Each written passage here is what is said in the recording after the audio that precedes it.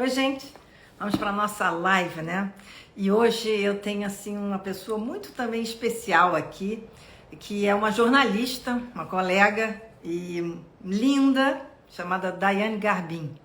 Ela tem uma trajetória muito interessante, porque ela é muito jovem e ela escreveu 2 livros, né? O primeiro foi assim um livro que ela se desnudou completamente num problema muito importante, que são aqueles problemas que acompanham muitas pessoas, que é o transtorno alimentar, né?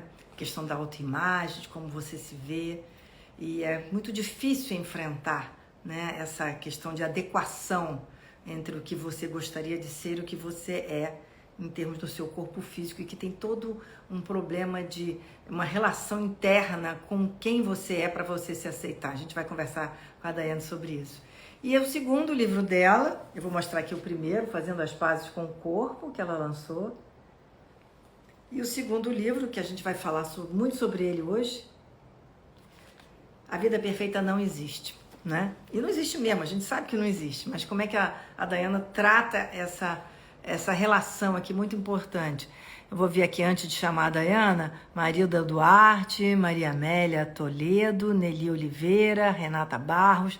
Tá entrando aqui bastante pessoas, e eu acho que é um assunto, como a gente fala sobre a vida perfeita não existe, porque não existe mesmo, né? A gente tem essa tendência de querer colocar tudo dentro, né, daquelas caixinhas que tá tudo perfeitinho. A gente, agora eu vou descansar porque minha vida tá toda organizada, ordenada, tá todo mundo bem focado, tá todo mundo tranquilo. E a vida não é assim, né? A vida nunca é assim. A vida tá sempre dando muitas surpresas e cambalhotas na gente, né? Bem, eu vou ver se a Daiane já entrou aqui para poder chamar. Fabiola Botelho, Luciara Franca, Elza Gula. Gente, vou botar aqui para ver se a Daiane já chegou e a gente vai começando. Eu acho que é um assunto que a gente sabe que a perfeição da vida pode ser um objetivo para muita gente, mas ela nunca chega. Olá, Márcia. Daiane, prazer estar com você. Que Tudo bom. bem? Tudo bem. Estava falando aqui dos seus livros, que eu estava lendo, já li, estava lendo o segundo, né? Esse aqui, que você está lançando agora. E folheando esse aqui, que O você lançou. primeiro. Que alegria que você tem os dois. Pois é, estou adorando, né? E eu me lembro que a gente conversou hoje, né, antes da nossa live. A primeira coisa que eu disse para você foi: puxa, é impressionante a gente achar que você teve tantos transtornos assim com a sua imagem, né? E você sendo uma mulher tão bonita. Aí você falou para mim, pois é, como as aparências enganam, né? E é muito Eu brinquei, eu falei, a pessoa vai ler o meu livro e vai dizer, gente, ela é um ser humano detestável, como assim? Eu gosto de brincar porque, na verdade, todos nós temos dentro da gente sentimentos, pensamentos e emoções que a gente não admira e que a gente não gostaria de ter, mas eles estão aí. Então, eu costumo, e essa é a ideia desse meu livro, é dizer que a gente precisa criar intimidade com as nossas sombras, criar intimidade com a nossa parte que a gente não admira e não gosta, porque assim a gente consegue viver melhor. É verdade, eu estou desativando aqui um pouco os comentários, porque senão vai ficar tudo em cima do seu rosto. E você é tão bonita que eu acho que todo mundo tem que ver você também. Imagina.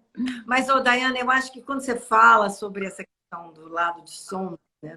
Eu até entrevistei aquele Daniel Barros, que é psiquiatra da USP, ele Uhum. o lado bom do lado ruim, né? E Uhum. esse caminho de integração é sempre muito difícil. Quem é É. uma pessoa ruim? E você fala de uma coisa muito importante que para as pessoas poderem, vamos dizer assim, amadurecer e digerir, que é a inveja. A É o inveja primeiro capítulo. é o primeiro capítulo. E a inveja realmente, nesse mundo de mídias sociais, é cada vez mais aparente, que as pessoas comparam muito, né? Eu queria que você falasse um pouco por que você escolheu como abrir o seu livro com a inveja.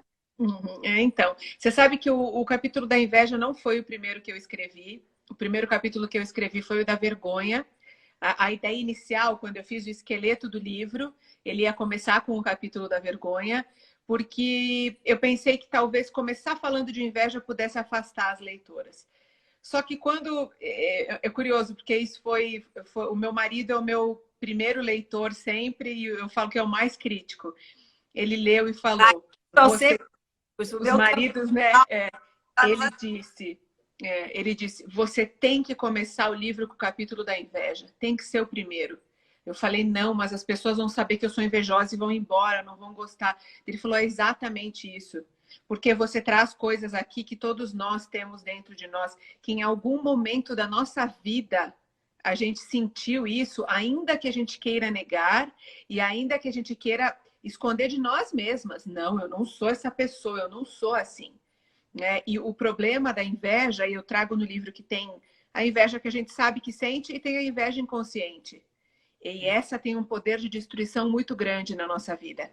Porque às vezes a gente não consegue nomear ela com essa palavra, porque ela é muito dolorosa para a gente, mas a gente estabelece um modo de viver que é só baseado na comparação com o que o outro conquistou e eu gostaria de ter tido, de ter sido, de ter conquistado. E aí eu penso que a felicidade do outro é a minha infelicidade. E nesse sentido eu desejo que, já que eu não tenho, ele não tenha. E isso, Márcia, é tão perigoso na nossa vida e às vezes a gente nem percebe que está agindo assim. Então, as situações que eu trago no livro, de coisas que eu vivi e de depoimentos que as leitoras me mandam, porque o meu trabalho é muito uma troca com as pessoas que me seguem no Instagram, no YouTube, e leem os meus livros. Eu sempre peço para que a pessoa leia o meu livro, assista o meu vídeo e me conte como aquilo tocou ela, como ela sentiu. Então, o ano passado, eu fiz uma pesquisa grande sobre todos os temas do livro. Então, um dia eu falei, gente, hoje eu quero falar sobre inveja. Eu quero que vocês me contem se vocês já perceberam se sentindo inveja e do que vocês sentiram inveja. E aí, Não, aí é rico, porque vem todos esses depoimentos. o que as pessoas sentem mais inveja, Daiane? Ah, de muitas coisas, assim. Por exemplo, tem gente que sente inveja de quem faz um curso superior, porque não teve oportunidade de fazer.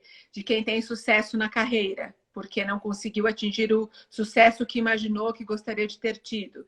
Tem gente que sente inveja do casamento da amiga que é feliz, do corpo perfeito da amiga, da prima, da vizinha. Então, assim, o que eu percebi com todos os estudos, entrevistas e pelos depoimentos das pessoas, é que a inveja ela pode ser uma grande professora nossa, porque ela nos mostra o que a gente mais deseja. A gente não inveja uma coisa que pouco importa. Algo que você não queira muito, né? Você deseja tanto aquilo que por um momento você deseja que o outro não tenha, já que você não tem, porque parece que a dor vai ser menor. Então, assim, não, a gente não... Esse funcionamento da inveja não é porque a gente deseja o mal do outro, é porque a gente quer diminuir o nosso sofrimento. Eu achei muito interessante que você conta aqui no livro que você chorou muito e ficou muito arrasada quando não foi escolhida para ser apresentadora de um telejornal lá no Rio Grande do Sul, né? Uhum. E eu que vivi muito essa situação de estar dentro de telejornais, a gente que é jornalista, a gente sabe como isso tem um peso, né? Dentro da nossa vida profissional e essa escolha. Então, eu achei muito interessante você colocar isso, que quantas vezes essas decepções acontecem, né? Muitas, inúmeras. Muito pontualmente ali, eu achei corajoso e achei verdadeiro. Você eu quis colocar isso, Márcia, que é muito doloroso, sim, reconhecer isso, mas porque eu penso que a gente vive isso, talvez todas as pessoas em algum momento da vida, pelo menos uma vez, mas eu acredito que mais vezes. A gente tem sonhos, a gente se prepara, a gente estuda, a gente almeja.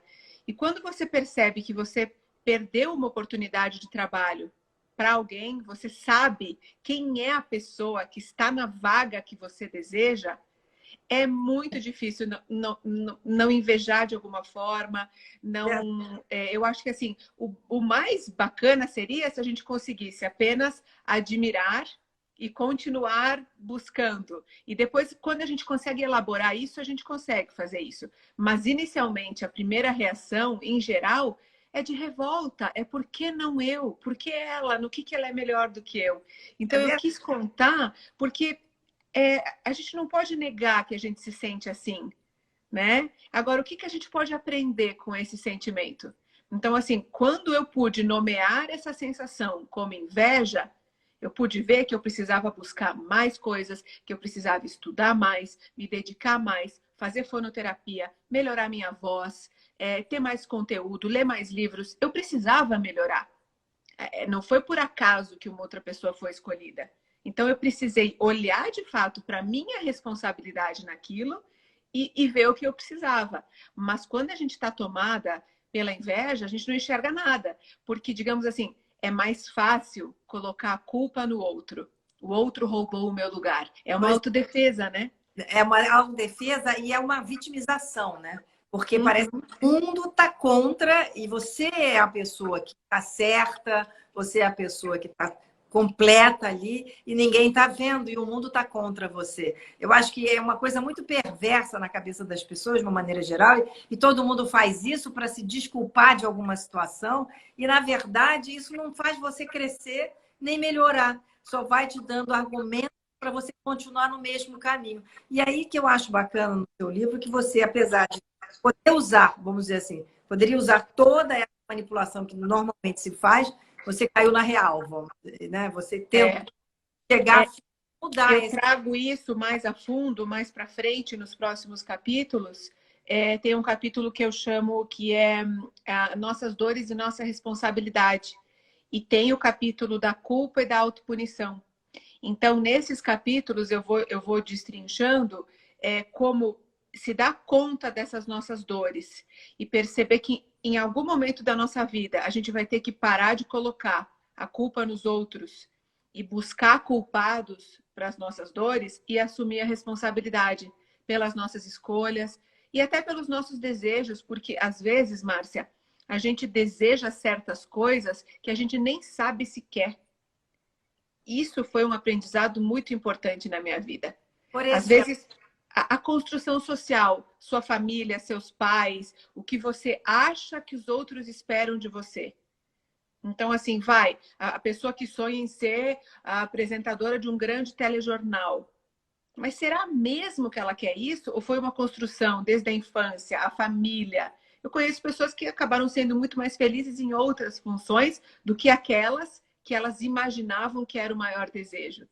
Então, quando a gente começa um processo de autoconhecimento, de entender as nossas dores, os nossos desejos e a nossa responsabilidade nisso, a gente descobre tanta coisa a nosso respeito que às vezes você até se surpreende. Tem um livro fantástico do Dr. Jorge Forbes, que é psiquiatra e psicanalista. Eu entrevistei o Dr. Forbes para esse meu livro e tem 2 vídeos com ele no meu canal do YouTube. O livro dele se chama Você Quer o que Você Deseja? Eu devo ter esse livro aqui. Eu tenho aqui, vou pegar depois para mostrar para vocês. Você Quer o que Você Deseja? É o título do livro dele. E é um livro fantástico, porque às vezes a gente não quer. E aí a gente fica a vida inteira sofrendo com isso porque não alcança. perseguindo o sonho que não é real. Mas para a gente fazer essa trajetória do imaginário para o real, né, Dayana, a gente é preciso ter maturidade e realmente entrar numa crise. Porque se você não tem algo que te force a se olhar de frente, você não vai olhar. É mais fácil não olhar, né? Agora, para você, qual foi esse momento decisivo? Eu vou ter que me olhar de frente. Isso, eu não vou ter. A vida perfeita não existe. É o título do seu livro, né?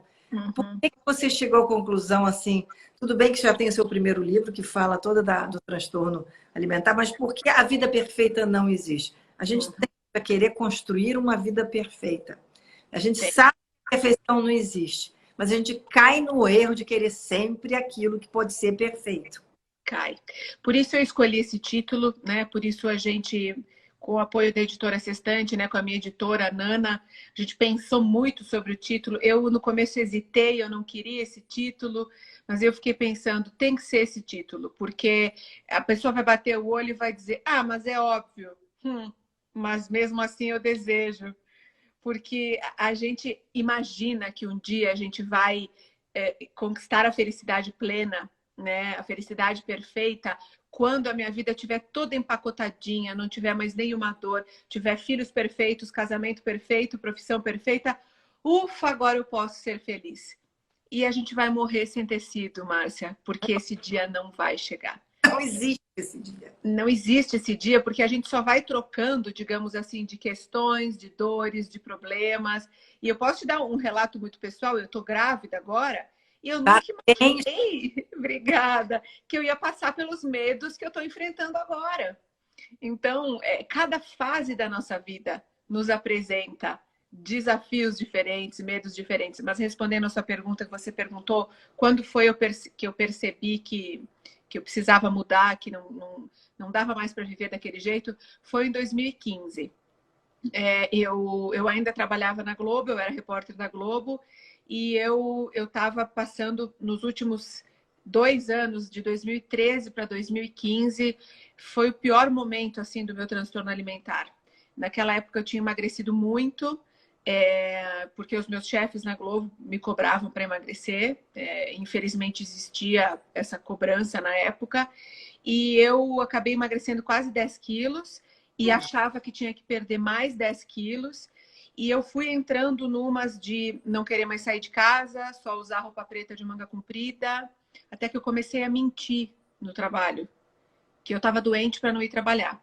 E a verdade é que é porque eu tinha engordado 2 quilos e estava com vergonha, estava com medo de perder o emprego, estava com medo. E eu falei, eu tô doente. Não é possível que eu tô perdendo a minha vida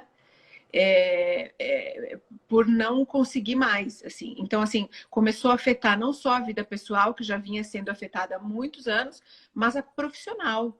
E eu falei, não dá.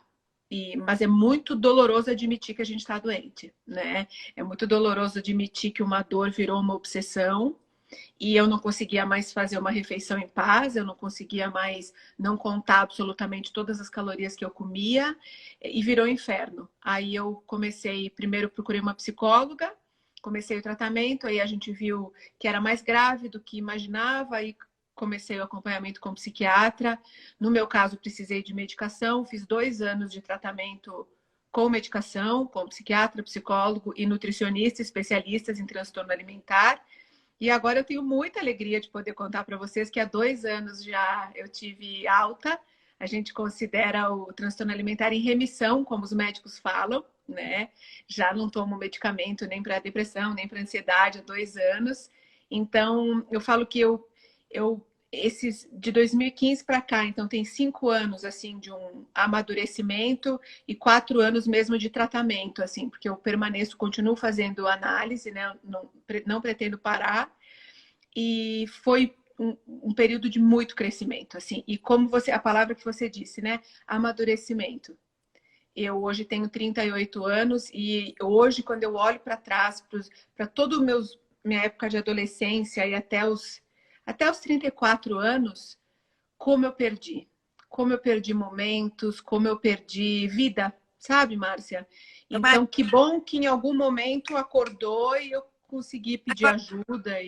Isso deve estar no seu primeiro livro, mas para quem está lendo agora, como é que isso começou dentro de você? Porque esse seu relato é tão importante, não só para quem é adolescente né, ou mãe de crianças, mas para a gente entender o que faz uma moça como você, uma mulher bonita como você, né? Desde garota se sentir tão inadequada, né? O que foi esse gatilho? Você conseguiu identificar onde é que começou esse gatilho dentro de você? É muito difícil identificar um apenas, né? Agora que eu estudo e entendo um pouco mais esse assunto, eu sei que são sempre várias coisas que levam a um transtorno alimentar. Então, você tem sempre fatores genéticos, biológicos, sociais, psicológicos. Então, tem uma série de questões. Mas, assim, comigo começou uma relação disfuncional com a comida desde muito cedo, assim. Com 12 anos, eu já comecei a não querer mais comer. Porque eu achava que eu era de fato a mais alta da turma. Eu sempre fui alta, então eu era a mais alta e por isso a mais pesada. Assim, para te falar a verdade, assim, eu acho que o primeiro dia que começou foi numa aula de educação física na escola, em que a professora pesou e mediu todos os alunos. Não sei se ainda fazem isso nas escolas hoje em dia, espero que não, porque para mim não foi muito legal. E aí eu descobri aquele dia que eu era a mais alta das meninas, mas a mais pesada.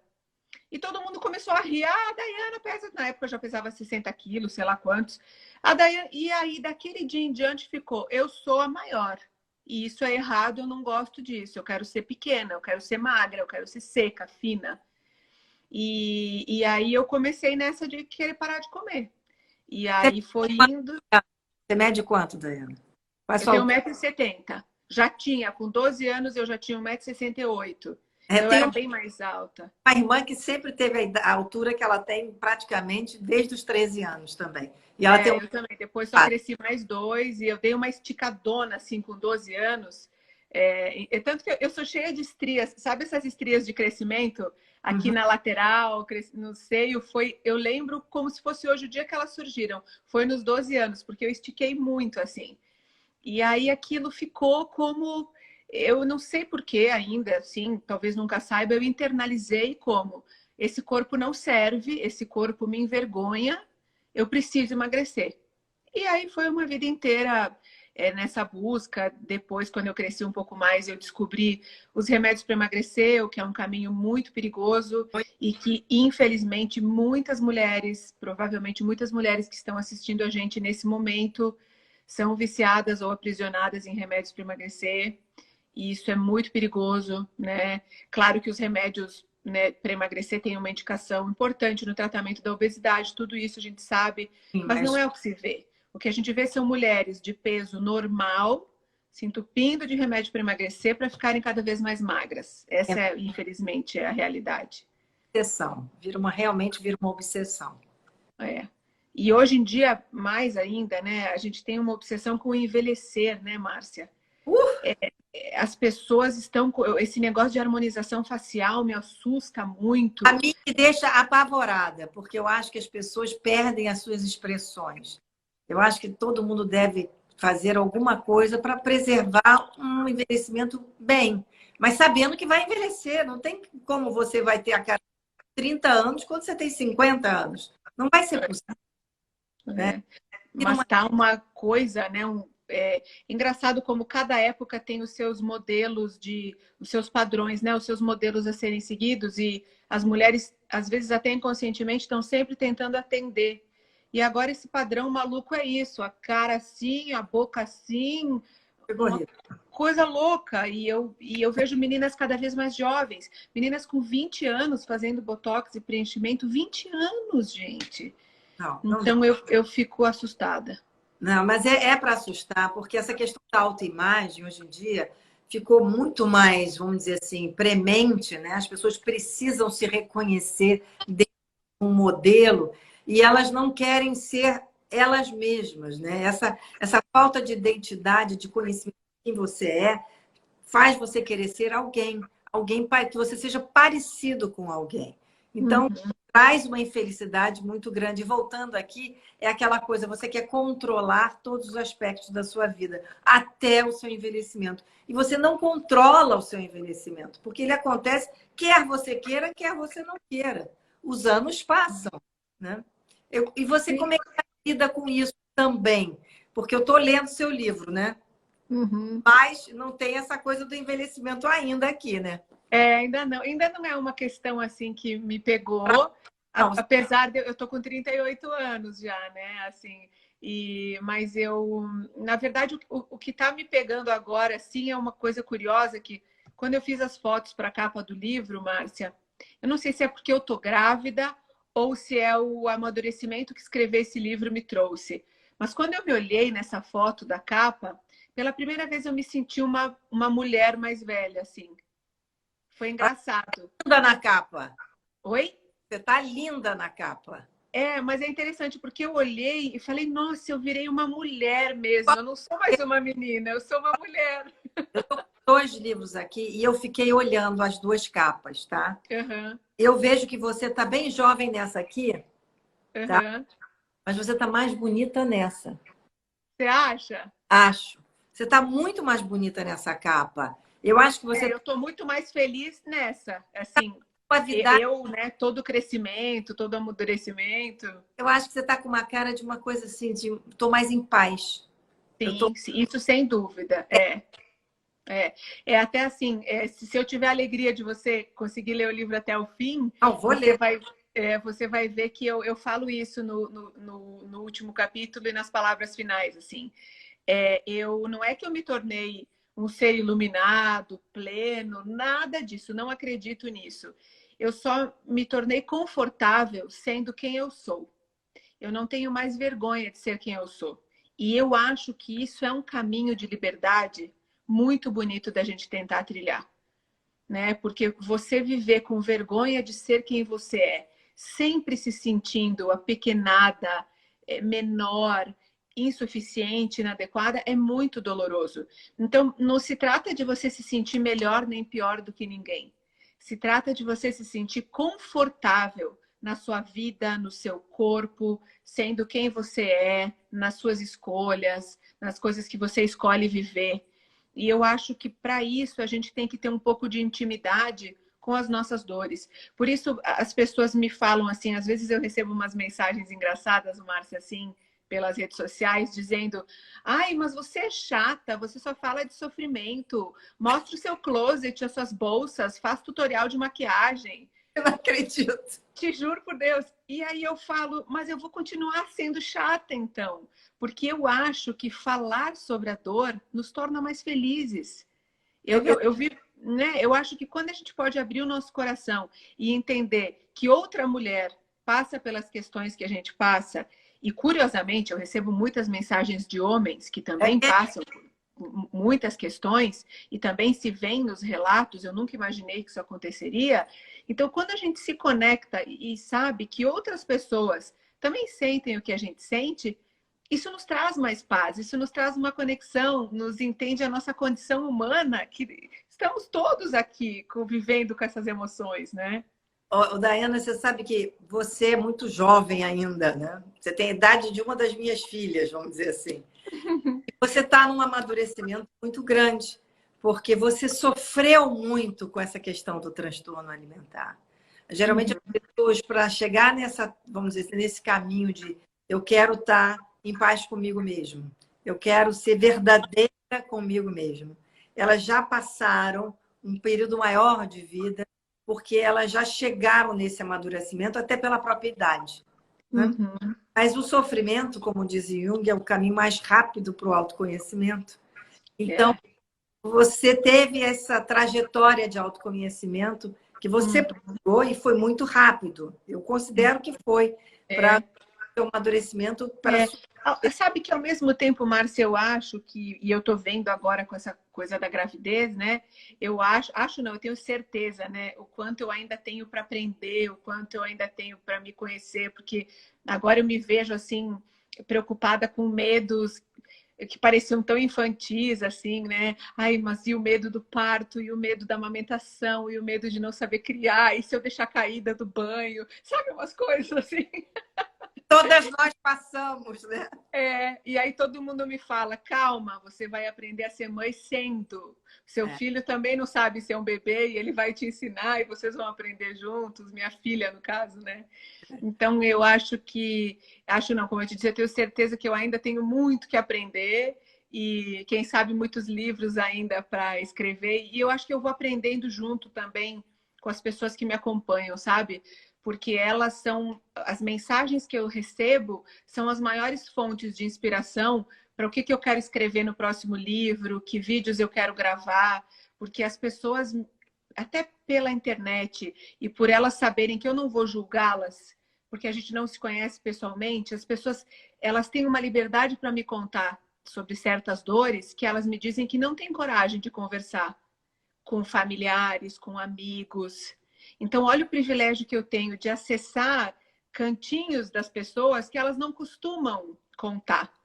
Então, essa que é o material do meu trabalho, sabe? Eu acho que trabalhar com os anseios e medo das pessoas é assim, uma riqueza enorme, né? Você abre um caminho enorme para você poder ajudá-las quando você não as julga, mas pelo menos você está trazendo isso para uma discussão, você está dando a elas a oportunidade de reconhecimento. Porque, no fundo, as pessoas querem um reconhecimento, elas querem ser vistas. Acolhidas, né? Eu existo, eu estou aqui, eu sou dessa forma. a questão do autoconhecimento, a gente vai morrer se conhecendo. Eu tenho essa opinião, a gente nunca se conhece plenamente. Quando você menos imagina, você descobre um cantinho seu que estava lá escondidinho, bem apertadinho, lá para ninguém ver e você... Nossa, eu tenho esse sentimento. Concordo. Então, é sempre uma descoberta, né? Até porque a idade vai te trazendo também um pouco desse reconhecimento, dessa reinvenção que o ser humano precisa fazer.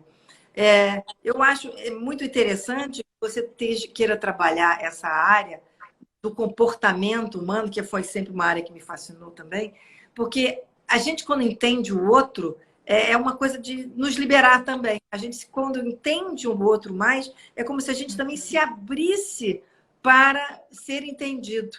É uma via de mão dupla. Você sabe, Márcia, que isso aconteceu comigo em novembro do ano passado. Eu fui fazer um curso nos Estados Unidos de Mindful Self-Compassion, que é a meditação da autocompaixão. Na verdade, não a meditação, é entender a compaixão e a autocompaixão. Porque eu estudo já há 4 anos Mindfulness, que no Brasil a gente conhece como atenção plena, que é um tipo de meditação, mas não só, é um estilo de vida.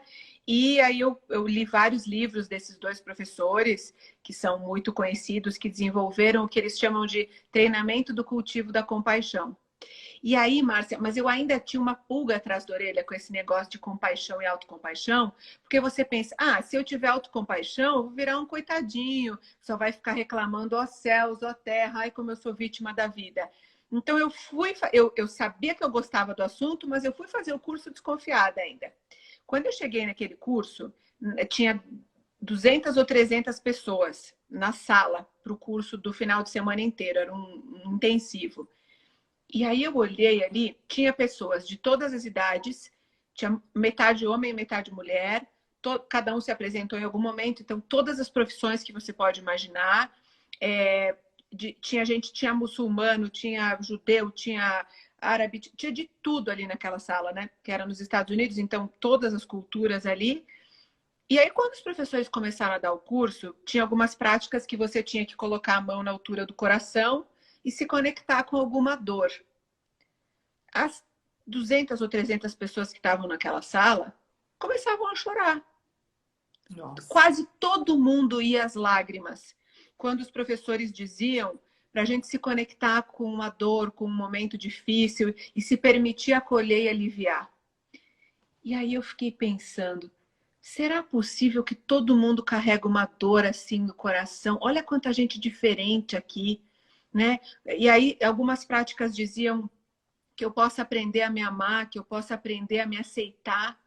E eu dizia, mas por que a gente tem tanta dificuldade de se amar, de se aceitar, de se acolher?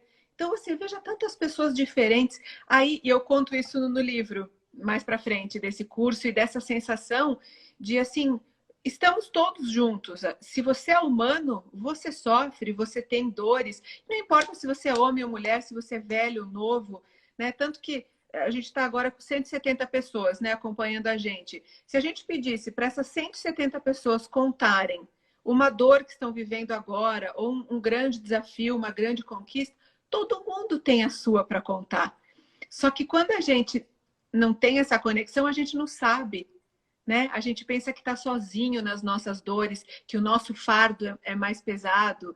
E, na verdade, cada um tem o seu. Então, eu realmente acho que falar das nossas dores nos traz mais felicidade. Vou continuar sendo chata, a chata do sofrimento. Falar sobre dor é uma coisa assim, é como se fosse botar assim um alfinete na alma das pessoas. As pessoas ficam incomodadas, porque entrar em contato com a dor é uma coisa extremamente difícil, né? Você reconhecer que tem algo que te incomoda, que você tem uma dor, uma perda, porque aconteceu alguma coisa na sua vida, é quase que você repactuar o seu passado para fazer uma coisa melhor no seu presente. É muito difícil você fazer essa caminhada, né? E aí E eu também. você usa um termo ali que eu estava vendo no livro que eu achei muito bom, que é a autobondade. E as pessoas às vezes não têm assim essa autobondade, que é ter bondade consigo mesmo, quer dizer, você também tem que ter bondade com você, tem que gostar de você, tem que amar você e ser grato, né? São coisas que a gente esquece e a gente tem aquela expressão em inglês, take for granted, a gente acha que está tudo bem. E a gente não dá assim, uma certa reverência à própria existência física, emocional e espiritual. Uhum. Eu acho que sim, eu acho que falta muito na gente, assim, a autoapreciação, a autobondade, o carinho por nós mesmos. A gente aprende desde muito cedo que você tem que se chicotear, né? Que você tem que se punir para você alcançar os seus objetivos. Então você registra que você tem que ser o seu pior carrasco. Se você for o seu pior inimigo, então você vai sofrer menos. Mas isso não faz sentido, porque a gente precisa entender que a gente pode ser um bom amigo, uma boa amiga para nós mesmos. Que quanto mais você se tratar bem, com respeito, com carinho, mais coragem, responsabilidade, criatividade você vai ter para inventar soluções da nossa vida, para buscar, para criar, para. Agora, eu sempre penso que o caminho do auto-ódio, da auto-rejeição, da autopunição, ele é um caminho que nos leva a adoecer, a ficar cada vez mais tristes. Então, eu não acredito que essa cultura, né, que você citou, essa coisa de você precisa fazer, ser um carrasco com você para atingir os seus objetivos. Será mesmo? Eu só vejo cada vez mais gente doente nessa cultura. Às vezes a pessoa ganhou um caminhão de dinheiro, assim, mas está com depressão, sente que a vida não tem sentido. Então, eu tenho dúvidas. Claro, eu não tenho certezas, né, Márcia? Eu acho que tudo isso que eu faço, que eu estudo, que eu escrevo, eu falo que é sempre para a gente se perguntar sobre o poder de um ponto de interrogação na nossa vida. É a gente se questionar. Então, assim, eu questiono muito se esse jeito de viver que a gente escolheu está fazendo a gente ser mais feliz ou mais infeliz. Porque o adoecimento com depressão, ansiedade, suicídios, pessoas que precisam tomar antidepressivos todos os dias, é alarmante. Então, Agora, será, né, que esse jeito de viver está fazendo bem para a gente? como cair naquela coisa do que essa pandemia, com esse isolamento, muita gente repensando a sua própria vida, né? Muito. Uma parada obrigatória, né? Você teve que parar, todo mundo teve que parar de alguma forma, né? Mesmo aqueles que param trabalhando, tiveram que fazer uma reflexão sobre a própria vida. O que eu vou ser daqui para frente? Porque às vezes a pessoa precisa fazer essa reflexão quando acontece um drama na vida. Aí ela para e repensa, né? E ela toma as suas decisões. Mas agora não, agora está todo mundo vivendo esse momento que ficou em suspenso e todo mundo pensou, bom, agora o que eu faço na minha vida?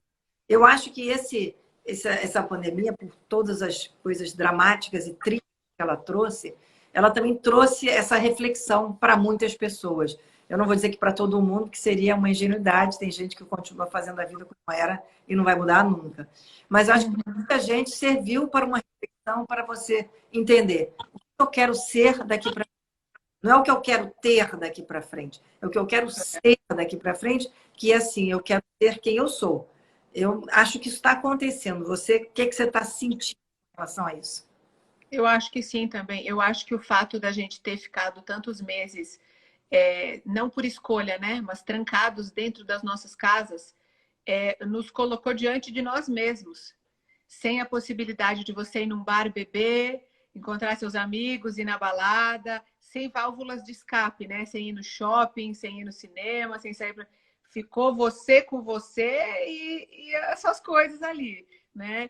E eu acho que isso, para quem se permitiu a oportunidade de ver isso como um crescimento interior, um crescimento pessoal, um estreitamento das relações familiares, né? Muitos pais tiveram a oportunidade de se aproximar dos filhos, muitos casamentos melhoraram, outros acabaram.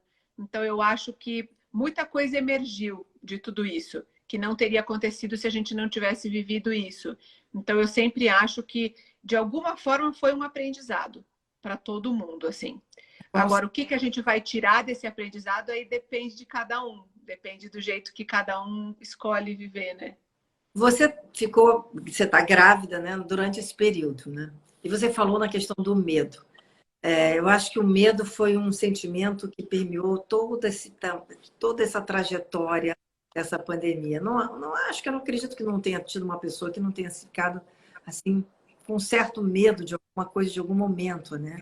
Uhum. Lidar com medo é uma das coisas mais difíceis para o ser humano, né? Porque o medo paralisa, o medo faz você ficar pessimista, o medo te dá depressão, o medo te bloqueia. Lidar com medo é complicado. Como é que você lidou com medo nesse período, Daiane? Uhum. Quando começou, sabe, Márcia, e eu escrevi sobre isso no pós-fácil do livro, porque o livro estava pronto quando começou a pandemia, né? E aí a Nana, minha editora, falou: escreve um pós-fácil, né? Porque não tem como a gente fugir disso tudo. Então eu contei isso.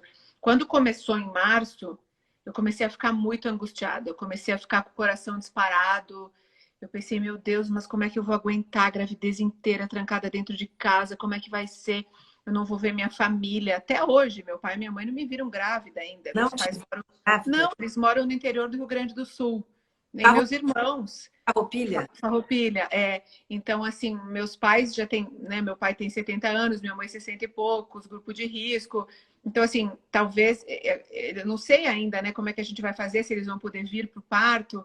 Então, aí eu fiquei pensando, não, mas eu demorei 38 anos para engravidar e agora vai ser assim, eu não quero assim, eu não quero aceitar isso. Eu comecei a ficar revoltada e com isso muito angustiada.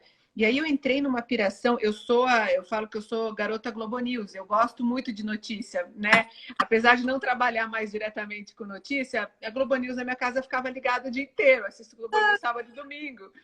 E aí eu deixava a TV ligada e só negócio de morte, e 1.000 mortes por dia na Itália, e caminhão frigorífico em Nova York. Eu comecei a pirar, eu falei, não, não vai dar. Aí eu parei de assistir noticiário, agora eu tô uma grávida bem alienada, assim, confesso, mas me fez bem. E eu comecei a meditar mais. Eu percebi que eu tinha que usar tudo porque eu falo muito de meditação no livro também.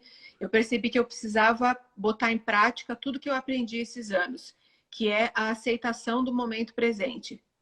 Eu precisava aceitar. Sim, a realidade que eu tenho é essa. Vou ter que cancelar todos os meus compromissos, vou ter que cancelar o lançamento do meu livro, vou ter que passar a gravidez dentro de casa, porque eu tenho medo de pegar o vírus. A gente não sabe direito ainda os efeitos no bebê, na mãe. Não quero correr esse risco. Decidi ficar em casa, eu só saio mesmo porque é muito necessário, sabe? E aí isso começou a me acalmar. Eu tive que aceitar de fato. Essa vai ser a minha gestação, essa vai ser a minha vida a partir de agora. Vou trabalhar de casa, continuar fazendo lives, abastecendo meu site, gravando vídeos à distância. E aí as coisas foram se ajeitando, Márcia, porque curioso que eu estou trabalhando muito, Uhum. né? A produção de conteúdo online, que é o que eu já fazia, cresceu muito de março para cá. Então, assim, o que eu fiz de eventos online, eu não teria feito presenciais, porque eu cheguei a fazer no mesmo dia um evento para Bento Gonçalves e para Belém, no mesmo Olha, dia. Eu não maravilha, faria isso se fosse presencial, é verdade. né? Então, assim, aí a vida foi se ajeitando. Mas o começo, eu não vou mentir para você, o começo foi bem difícil. Eu fico imaginando, né, tantas grávidas que estão agora vivendo a mesma coisa que você, né? É difícil. E também os pais das grávidas que querem estar com elas e não conseguem estar, são difíceis para a gente viver. Outro dia eu vivi um momento muito emocionante com a minha mãe. Não sei se ela está me vendo, espero que sim. Eu fiz um FaceTime que minha mãe Maria de Lourdes, a Dutti. Eu fiz um FaceTime com ela para mostrar o quartinho que ficou pronto, as roupinhas da nenê que eu comprei. E ela começou a chorar, porque ela disse: Ah, eu queria estar vivendo isso com você, eu queria estar aí. E eu falei: Mãe, eu também queria, mas, né? Então, assim, claro que essas coisas vão fazer falta, né? Mas a gente tem que sempre tentar. Então, é isso. Eu mando foto da barriga, mando. Porque é isso, a gente vai sentir falta, não tem jeito, né? E você escolheu um nome diferente para sua filha, né? Escolhi, ela vai se chamar Lua e a gente está muito feliz, assim, porque na verdade foi o pai que deu a ideia, o Aham. Tiago, que ele adora os mistérios do universo, assim, né? Ele tem. Telescópio que chama aquela coisa, telescópio, né? Ele fica olhando, ele adora estudar sobre planetas e essas coisa toda. Aí, quando a gente soube que era menina, antes mesmo de saber que era menina, ele já disse: Ai, se for menina, vamos colocar Lua? Aí eu pensei, mas Lua? Lua não é nome de gente, será? Aí ele falou, bem por isso. Você conhece alguma lua? Eu falei, eu não. Ele falou, então, nossa filha vai ser a primeira lua. Aí eu adorei e a gente escolheu lua. Eu acho lindo. Você sabe que, até te falei, né? Que a teóloga Maria Clara Bidi me falou que Clara de Assis, Santa Clara, quando foi dado o nome a ela, foi dado por causa de uma visão de um anjo que a mãe dela teve, até esqueci de contar isso. E Clara, naquela época, em 1200 Sim. e pouco, não era um nome, era claridade, era um adjetivo. E ela virou um nome, né? Então, quem sabe a gente vai ter muitas luas aí pela frente. É, que joia. É, eu achei muito bonito, a gente está muito feliz. E é legal que ela já tem emoji, então eu já mando mensagem para o meu marido, estamos com saudade. Aí eu boto a mulherzinha grávida e a lua. Mandei fazer a almofadinha de lua, bordei lua no quartinho. Ficou uma gracinha. Tudo lua. Não, mas é muito gostoso, né? Eu acho que essa coisa da criança, que quando ela chega, ela traz tanta esperança na vida das pessoas. Dos pais, claro, mas dos avós. É um presente tão bonito a vida. Eu ontem entrevistei aqui a doutora Filomena Camilo, que trabalha com TI de crianças, e ela deu uns depoimentos lindíssimos, sabe? E ela falou assim, por que a gente se levanta todo dia, né? Então, é uma coisa que a gente tem que pensar, né? A gente, quando tem um filho, a gente se levanta muito pelo filho. Não, esse meu filho depende de mim, essa criança tá... Eu preciso dar o meu aconchego, dar o meu carinho, dar o meu amor. Mas é isso, né? Eu acho que quando a gente tem uma criança entrando na família, a gente é uma razão para a gente levantar com muito amor à vida. E esse amor à vida é o que nos traz, justamente, a sensação de felicidade. Eu fico fala sobre a felicidade no seu livro, e a felicidade não é uma coisa estática nem perene, né? A gente tem momentos de felicidade, porque a vida não é perfeita, seguindo aqui o tesouro. É.